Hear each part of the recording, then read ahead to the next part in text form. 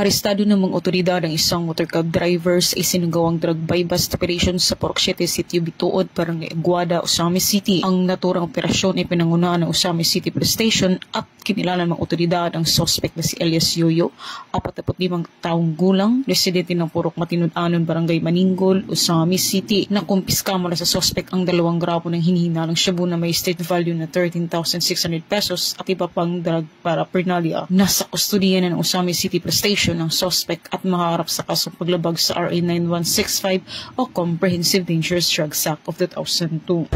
Mula dito sa Camp Capistrano, Busa, Cagayan de Oro City, ako ang inyong PNN correspondent, patrolwoman Sarabemba Tumalaki, alagad ng batas, taga-taguyod ng Balitang Pulis.